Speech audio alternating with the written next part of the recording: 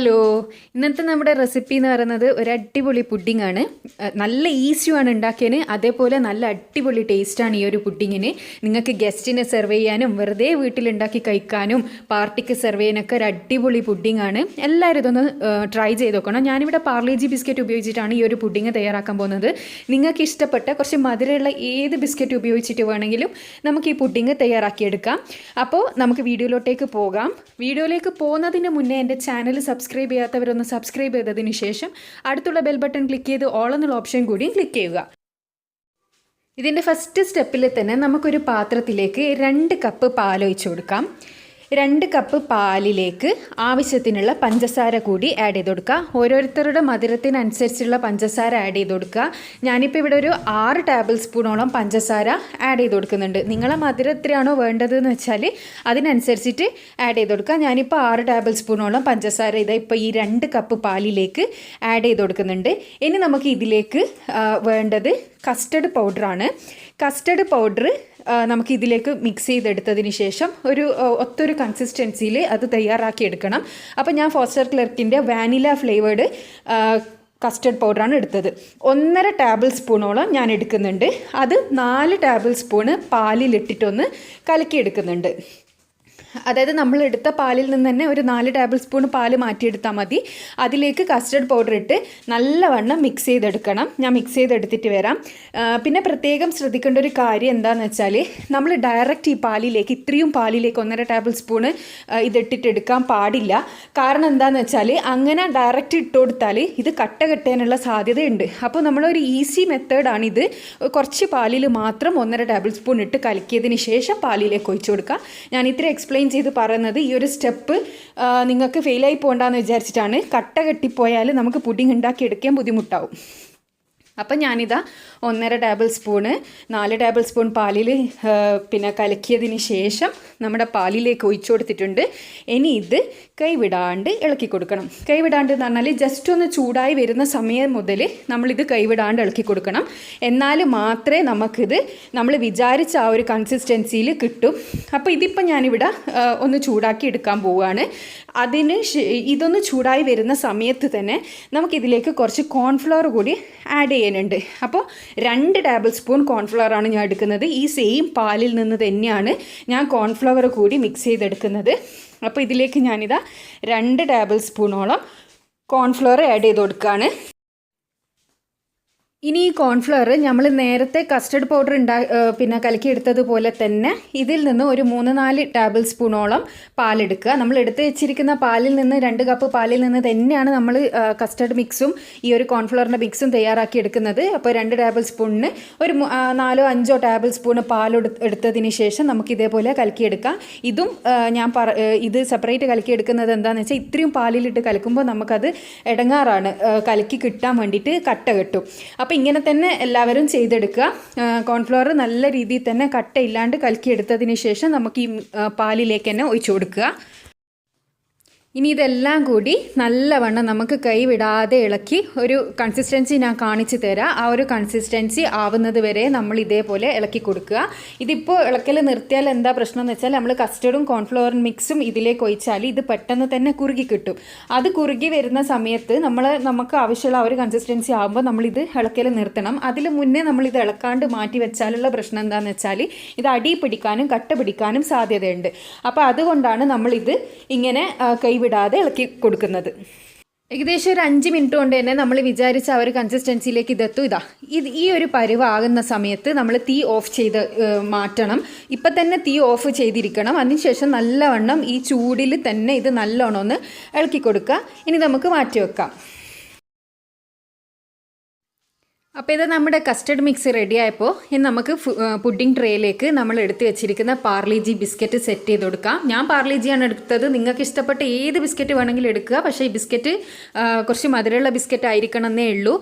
വീറ്റിൻ്റെ ചില ബിസ്ക്കറ്റ് ഉണ്ടാവും, അതിൽ അത്ര മധുരമൊന്നും ഉണ്ടാവില്ല. അങ്ങനെയുള്ള ബിസ്ക്കറ്റ്സ് ഒന്നും എടുക്കാൻ പാടില്ല എന്നാണ് ഞാൻ ഉദ്ദേശിച്ചത്. അപ്പോൾ പിന്നെ വേറൊരു കാര്യം ശ്രദ്ധിക്കേണ്ടത്, ഈ കസ്റ്റർഡിൻ്റെ ചൂട് തണിയാനൊന്നും കാത്തു നിൽക്കണ്ട കേട്ടോ. കസ്റ്റർഡിൻ്റെ ചൂട് തണിയാൻ കാത്തുനിന്നാൽ അതിൽ കസ്റ്റർഡ് കുറച്ചൊന്ന് വീണ്ടും കട്ടിയായിപ്പോവും. ഈ ചൂടിൽ തന്നെ തന്നെ നമുക്കിത് തയ്യാറാക്കിയെടുക്കാം. അപ്പോൾ നമ്മുടെ ഫസ്റ്റ് ലെയർ ബിസ്ക്കറ്റ് ഞാനിവിടെ സെറ്റ് ചെയ്തെടുത്തിട്ടുണ്ട്. ഇനി നമുക്ക് ഇതിൻ്റെ മേലെ നമ്മുടെ കസ്റ്റർഡ് മിക്സ് ഒഴിക്കാം. നമുക്ക് ഒഴിക്കുമ്പോൾ ഉണ്ടല്ലോ ഇതേപോലെ കിട്ടണം. അധികം ടൈറ്റായി പോയാൽ നമുക്ക് ഇതേപോലെ സ്പ്രെഡ് ചെയ്തെടുക്കാൻ പറ്റൂല. അപ്പോൾ അതെല്ലാവരും ശ്രദ്ധിക്കണം. നമ്മുടെ കസ്റ്റർഡിൻ്റെ കൺസിസ്റ്റൻസി എല്ലാവരും ശ്രദ്ധിക്കണം. ഇത് ഇതേപോലെ നമുക്ക് ഫസ്റ്റ് ലെയറിൽ ചൂടോടുകൂടി തന്നെ സെറ്റ് ചെയ്ത് കൊടുക്കണം. അപ്പം ബിസ്ക്കറ്റിൻ്റെ മേലെ അത് നല്ലോണം സ്റ്റിക്കായി നിൽക്കും. ഇനി ഇതൊന്ന് സെറ്റ് ചെയ്താൽ നമ്മുടെ ഫസ്റ്റ് ലെയർ ബിസ്ക്കറ്റായി, സെക്കൻഡ് ലെയർ നമ്മുടെ കസ്റ്റർഡ് മിക്സായി. ഇനി ഇതിൻ്റെ മേലേക്ക് നമ്മൾ കൊടുക്കാൻ പോകുന്നത് 1/2 ഗ്ലാസ് പാൽ ഒഴിച്ചു കൊടുക്കണം. 1/2 ഗ്ലാസ് പാൽ ഞാൻ ജസ്റ്റ് ഒന്ന് തിളപ്പിച്ച പാലാണ്, അതിൽ പഞ്ചസാര ഒന്നും ഇട്ടിട്ടില്ല. അത് ഇതിൻ്റെ മേലെ ബിസ്ക്കറ്റിൻ്റെ മേലെ നമുക്ക് ഒഴിച്ചു കൊടുക്കാം. ഇതാ ഈ ഒരു 1/2 ഗ്ലാസ് പാൽ ഞാൻ ബിസ്ക്കറ്റിൻ്റെ മേലെ ഒഴിച്ചു കൊടുക്കുന്നുണ്ട്. അപ്പം ബിസ്ക്കറ്റ് നല്ലോണം സോക്കായി നിൽക്കും. വെറും പാലാണ്, പഞ്ചസാരയൊന്നും ആഡ് ചെയ്തിട്ടില്ല കേട്ടോ. ആവശ്യമുള്ള പഞ്ചസാര ഞാൻ കസ്റ്റർഡ് തയ്യാറാക്കുമ്പോൾ തന്നെ ആഡ് ചെയ്തിട്ടുണ്ട്. ഇനി അടുത്ത രണ്ടാമത്തെ ലെയർ കൂടി നമുക്ക് ബിസ്ക്കറ്റ് സെറ്റ് ചെയ്ത് കൊടുക്കാം. രണ്ടാമത്തെ ലെയർ കൂടി ബിസ്ക്കറ്റ് സെറ്റ് ചെയ്തിട്ട് ഇതേപോലെ തന്നെ നമുക്ക് ചെയ്തെടുക്കാം. രണ്ടാമത്തെ ലെയറിൻ്റെ മേലെ ഫസ്റ്റ് നമ്മൾ പാലൊഴിച്ച് കൊടുക്കാം. പാലൊഴിച്ചതിന് ശേഷം നമുക്ക് കസ്റ്റർഡ് ഇട്ട് കൊടുക്കാം. അങ്ങനെയാണ് ചെയ്യേണ്ടത്. അപ്പോൾ ഞാനിതാ രണ്ടാമത്തെ ലെയർ കൂടി ബിസ്ക്കറ്റ് വെച്ച് സെറ്റ് ചെയ്യുന്നുണ്ട്. രണ്ടാമത്തെ ലെയർ കൂടി ബിസ്ക്കറ്റ് വെച്ച് സെറ്റ് ചെയ്തിട്ട് നമുക്ക് പാലൊഴിച്ച് കൊടുക്കാം. 2 ലെയറിലും 1/2 ഗ്ലാസ് പാല് ഇതാണ് ഞാൻ ഒഴിച്ചു കൊടുത്തത്. ആ പാല് നമുക്ക് ബിസ്ക്കറ്റിൻ്റെ മേലെ കംപ്ലീറ്റ് സോക്കാവുന്ന രീതിയിൽ ആക്കി കൊടുക്കണം. അത് ഇതേപോലെ ഒരു സാധനം വെച്ചിട്ട് നമുക്കൊന്ന് സ്പ്രെഡ് ചെയ്ത് കൊടുത്താൽ മതി. ഇനി അതിൻ്റെ മേലെ നമുക്ക് ബാക്കിയുള്ള കസ്റ്റർഡ് മിക്സ് കൂടി ഒഴിച്ചു കൊടുക്കാം. ശരിക്കും ഇതൊരു അടിപൊളി പുഡിങ്ങാണ്. ഇത് ഈ കസ്റ്റർഡ് ഉണ്ടാക്കേണ്ട ആ ഒരു 5 മിനിറ്റ് മാത്രമേ ഇതിനാവശ്യമുള്ളൂ. ബിസ്ക്കറ്റ് നമ്മൾ റെഡിമെയ്ഡായിട്ട് വാങ്ങുന്നതാണല്ലോ, അത് ജസ്റ്റ് ഒന്ന് സെറ്റ് ചെയ്തെടുക്കണം. വളരെ ടേസ്റ്റി ആയിട്ടുള്ള കുട്ടികൾക്കും മുതിർന്നവർക്കും എല്ലാവർക്കും ഇഷ്ടപ്പെടുന്ന സിമ്പിൾ ആൻഡ് ഈസി പുഡിങ്ങാണിത്. അതേപോലെ തന്നെ ടേസ്റ്റുമാണ്. എല്ലാവരും ഇതൊന്ന് ട്രൈ ചെയ്ത് നോക്കണം. ഇതിപ്പോൾ ഞാനിതാ നമ്മുടെ ലാസ്റ്റ് ലെയറും കൂടിയും സെറ്റ് ചെയ്തെടുത്തിട്ടുണ്ട്. പിന്നെ ഇത് ഫുള്ള് കംപ്ലീറ്റ് ഇതേപോലെ നല്ലോണം സ്പ്രെഡ് ചെയ്ത് സെറ്റ് ചെയ്തെടുത്താൽ ഇതിൻ്റെ മേലെ ചെറീസ് വെച്ചിട്ടോ ഡ്രൈ ഫ്രൂട്ട്സ് വെച്ചിട്ടോ നിങ്ങൾക്ക് ഇഷ്ടമുള്ള എന്ത് വെച്ചിട്ട് വേണമെങ്കിലും ഇവിടെ അറേഞ്ച് ചെയ്തെടുക്കാം.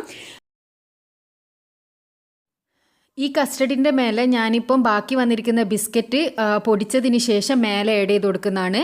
അതിനുശേഷം നമുക്ക് ഇതേപോലെ ഒരു തവി എടുത്തിട്ട് മെല്ലെ ഒന്നിങ്ങനെ ലെവൽ ചെയ്ത് ഭംഗിയാക്കി എടുക്കാം.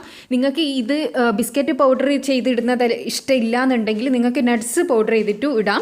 പക്ഷേ എനിക്ക് ഇങ്ങനെയാണ് നല്ല ടേസ്റ്റായിട്ട് തോന്നിയത്. നമ്മുടെ കസ്റ്റർഡ് ബിസ്ക്കറ്റ് പുഡിംഗ് ആണല്ലോ ഇത്, അപ്പോൾ അതിൻ്റെ ശരിയായ ടേസ്റ്റ് അങ്ങനെയാണ് വരുന്നത്. പിന്നെ ഞാനിതിൽ വളരെ കുറച്ച് ഡ്രൈ ഫ്രൂട്ട്സ് ആഡ് ചെയ്ത് കൊടുക്കുന്നുണ്ട്. ഒരുപാടൊന്നും ഇട്ട് ഡെക്കറേറ്റ് ഒന്നും ചെയ്യുന്നില്ല. കുറച്ച് ഡ്രൈ ഫ്രൂട്ട്സ് ഇടയിൽ കടിക്കാൻ കിട്ടുന്നത് നല്ല ടേസ്റ്റാണ്. അപ്പോൾ നിങ്ങളുടെ അടുത്ത് ഡ്രൈ ഫ്രൂട്ട്സ് ഉണ്ട് എന്നുണ്ടെങ്കിൽ ഇതേപോലെ ഇട്ട് കൊടുക്കുക. ഇല്ലാന്നുണ്ടെങ്കിൽ എന്തെങ്കിലും നട്ട്സ് ഇട്ട് കൊടുത്താലും മതി. ഇനി ഒന്നും ഇട്ടിട്ടില്ലെങ്കിലും ഇതിന് നല്ല ടേസ്റ്റ് തന്നെയായിരിക്കും ഉണ്ടാകുക. അപ്പോൾ എല്ലാവരും ഇതൊന്ന് ട്രൈ ചെയ്ത് നോക്കണം. ഇത് ഇനി നമുക്ക് ഫ്രിഡ്ജിൽ സെറ്റ് ചെയ്യാൻ വേണ്ടി വെക്കാം. ഒരു 4 മണിക്കൂറെങ്കിലും കഴിഞ്ഞതിന് ശേഷം ഇതെടുത്തിട്ട് കഴിക്കാനാണ് നല്ല ടേസ്റ്റ് ഉണ്ടാകുക. അപ്പോൾ ഞാനിത് ഫ്രിഡ്ജിൽ 4 മണിക്കൂറോളം വെക്കാൻ വേണ്ടി പോവാണ്. അതിനുശേഷം തണുത്തതിന് ശേഷം നമുക്കിത് മാറ്റിയെടുക്കാം. അപ്പോൾ 4 മണിക്കൂറിന് ശേഷം ഞാനിത് ഫ്രിഡ്ജിൽ നിന്ന് എടുത്തിട്ടുണ്ട്. നല്ല അടിപൊളിയായിട്ട് ഇത് സെറ്റായി കിട്ടിയിട്ടുണ്ട്. എല്ലാവരും തീർച്ചയായിട്ടും ഇതൊന്ന് ട്രൈ ചെയ്യണം. എല്ലാവർക്കും ഇഷ്ടപ്പെടുന്ന ഒരു അടിപൊളി ടേസ്റ്റി ആയിട്ടുള്ള ഈസി ആയിട്ടുള്ള ഒരു പുഡിങ്ങാണിത്. പിന്നെ കുട്ടികൾക്കെല്ലാം ഇത് നന്നായിട്ട് ഇഷ്ടപ്പെടും. പിന്നെ ഗസ്റ്റിന് സെർവ് ചെയ്യാനും പാർട്ടിക്ക് സെർവ് ചെയ്യാനും ഒക്കെ ഇത് നല്ലതാണ്. ഇനി നമുക്കിതൊന്ന് കട്ട് ചെയ്തെടുക്കാം. അപ്പോൾ കട്ട് ചെയ്യുന്ന വീഡിയോ എൻ്റെ അടുത്ത് നിന്ന് മിസ്സായി പോയിട്ടുണ്ട്. അപ്പോൾ ഞാനിത് കട്ട് ചെയ്തതിന് ശേഷം ഒരു പ്ലേറ്റിലേക്ക് മാറ്റിയെടുത്തതാണിത്. വീഡിയോ മിസ്സായി പോയത് കൊണ്ട് ഇതിൻ്റെ പിക്ക് മാത്രമേ കട്ടിയുള്ളൂ. അപ്പോൾ കട്ട് ചെയ്താൽ ഇതേപോലെ ഉണ്ടാവും. മിഡിലിൽ നമ്മുടെ കസ്റ്റർഡിൻ്റെ ആ ഒരു ലെയറും മേലെയും തായും ബിസ്ക്കറ്റായിട്ട് ഇത് കഴിക്കാൻ നല്ല ടേസ്റ്റ് ആയിരിക്കും. നിങ്ങൾക്ക് വേണമെങ്കിൽ ഇതിൽ നട്ട്സ് കൂടി ആഡ് ചെയ്യുക കേട്ടോ. ഞാനിപ്പോൾ നട്ട്സ് ഒന്നും ആഡ് ചെയ്തിട്ടില്ല. നട്ട്സ് കൂടി ആഡ് ചെയ്താൽ ഇതിൻ്റെ ടേസ്റ്റ് ഡബിൾ ആവും. തീർച്ചയായിട്ടും എല്ലാവർക്കും ഇത് ഇഷ്ടമാവും. അപ്പോൾ നിങ്ങൾ തീർച്ചയായും ട്രൈ ചെയ്തതിന് ശേഷം അഭിപ്രായം അറിയിക്കുക. വളരെ പെട്ടെന്ന് തന്നെ ഇത് തയ്യാറാക്കി എടുക്കാൻ പറ്റും എന്നുള്ളത് എല്ലാവർക്കും ഇപ്പോൾ മനസ്സിലായല്ലോ. 5 മിനിറ്റ് കൊണ്ട് കസ്റ്റർഡ് തയ്യാറാക്കേണ്ട ആ ഒരു പണി മാത്രമേ ഉള്ളൂ. കഴിക്കാനും നല്ല ടേസ്റ്റാണ്. അപ്പോൾ എന്നും പറയുന്നത് പോലെ തന്നെ എൻ്റെ ചാനൽ ഇതുവരെ സബ്സ്ക്രൈബ് ചെയ്യാത്തവരാണെങ്കിൽ സബ്സ്ക്രൈബ് ചെയ്തതിന് ശേഷം അടുത്തുള്ള ബെൽ ബട്ടൺ ക്ലിക്ക് ചെയ്ത് ഓൾ എന്നുള്ള ഓപ്ഷൻ കൂടിയും ക്ലിക്ക് ചെയ്യുക. എങ്കിൽ മാത്രമേ ഞാൻ ഫ്യൂച്ചറിലിടുന്ന വീഡിയോസ് നിങ്ങൾക്ക് കിട്ടൂ. അടുത്തൊരു പുതിയ വീഡിയോ ആയിട്ട് കാണാം. Thanks for watching.